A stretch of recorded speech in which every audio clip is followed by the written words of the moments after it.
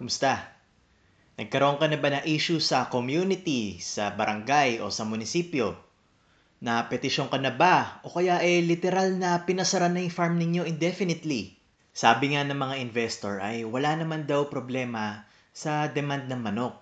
Hindi na sa saturate ang market at pandemic proof pa nga. Ang tanging threat o kalaban lang ng broiler farming ay ang mga langaw. Ito ang problema sa mga CCS2 building, yung mga semento yung pader, at saka pati na rin yung mga CCS3 building o yung fully insulated na, yung may sandwich panel na sidewall. Ang mga langaw ay nangingitlog sa nabubulok at mamasa-masang organic matter.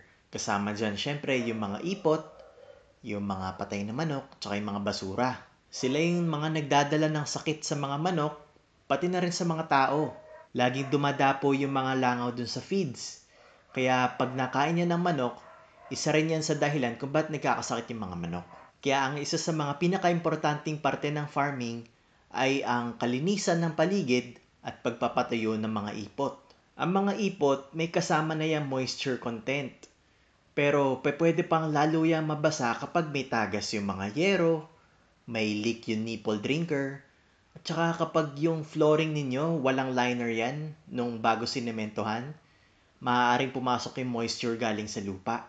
Ang una nating pwedeng magawa ay mag-fly management. Gagamit tayo ng mga insecticide at mga fly trap para mapatay yung mga langaw.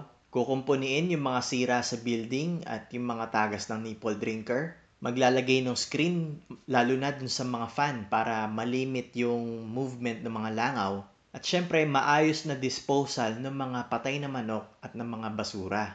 Now, kung makontrol natin yung mga langaw sa ganitong paraan, congratulations! Kailangan lang natin ipagpatuloy yung sistemang yan every grow, every year. Sana lang, wag mapagod yung mga staff natin sa kakalinis dahil ang trabaho talaga nila ay magmanok, hindi mag-fly control. Now, kung gusto niya naman sugpuin yung ugat ng problema, kailangan nating patuyuin yung mga ipot. Yan ang long-term solution. Mga 10 years ago, meron nang sumubok na maglagay ng manure scraper. Kaya lang, hindi siya naging effective Kaya ngayon, yung mga integrator, ang pinopromote nila ay mag-retrofit. Ang option na subok na at meron ng reputasyon sa mga LGU at mga integrator ay yung CCS4, yung elevated. Madali mag-transition ang management ng CCS3 to CCS4 dahil pareho lang naman ang equipment. Itataas lang natin yung growing area para yung ipot ay nandun na sa baba at mahahanginan na siya diretso ng mga fans na nandun. Pag nahanginan yan, matutuyo kaya mawawala na literal yung breeding ground ng mga langaw. At dahil malayo rin yung ipot dun sa level ng mga manok, mas maganda rin yung air quality natin. Kaya maganda yung performance. Kung CCS2 yung building ninyo, yung semento yung pader, ang gagawin dyan ay tatanggalin yung bubong tsaka yung mga trusses, saka tatamnan ng J-bolt yung mga columns at doon ipapatong yung prefab building para ma-convert siya into CCS4. And then maglalagay ng biga sa gitna para yun yung tutungtungan ng mga slats.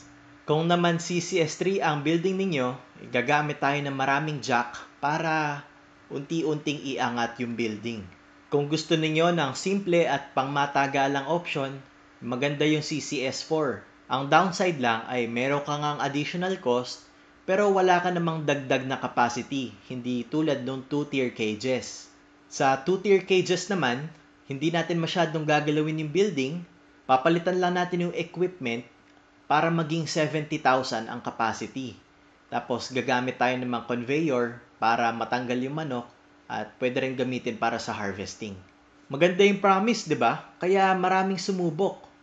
Ang kailangan lang nila isipin ay saan nila dadalhin yung mga existing equipment nila, yung drinker, feeder, yung mga slots. At syempre, dahil bagong sistema yan, kailangan natin mag-adjust sa pagpapalaki ng manok. Nasa cages na yung mga sisiw hanggang sa lumaki sila. Kaya ang brooding mag-iiba, ang pagtitimpla ng hangin mag-iiba. Kaya merong learning curve na tinatawag.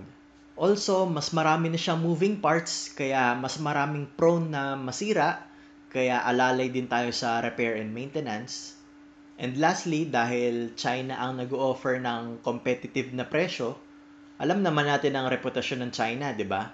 Alam natin na gagana yan, pero hanggang kailan? Actually, merong sumisikat ngayon na China supplier. Sa day 21, ang ganda ng uniformity, ang ganda ng mortality, yung timbang nila nasa 1.1. Ganda ng performance, di ba? Pagpatak naman ng day 28, ang harvest recovery nila 99%. Very good. Pero ang timbang ay nasa 1.3. E di wala rin, hindi mo rin mababawi yung puhunan mo. Ang diagnosis ay 1, mahina yung fans. Kahit na dinagdagan na nila yung bilang ng fans, hindi pa rin kaya kasi ang taas talaga ng static pressure kapag broiler cages. Ang dami ba naman nakaharang sa daloy ng hangin eh. Talagang mahihirapan humigop yung mga fans. Number 2, kung ang building ay nakadesign para sa CCS3 at kinonvert ng broiler cages, kailangan mag-adjust din tayo sa design ng building, mainly dun sa cooling pad area. Ang last na option ay ipagsama yung dalawang idea na yon. Itataas mo yung building and then kakabitan mo ng broiler cages. Pero hindi na ngayon 2-tier, kundi 4 tiers na. 4 na palapag ng cages.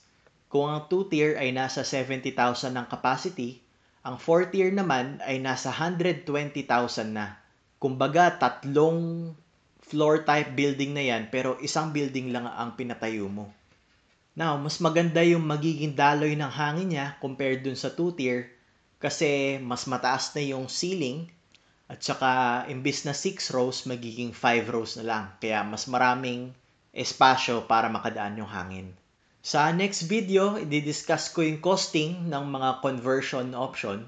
Kaya pakishare naman itong video to para maraming makapanood. Maraming salamat.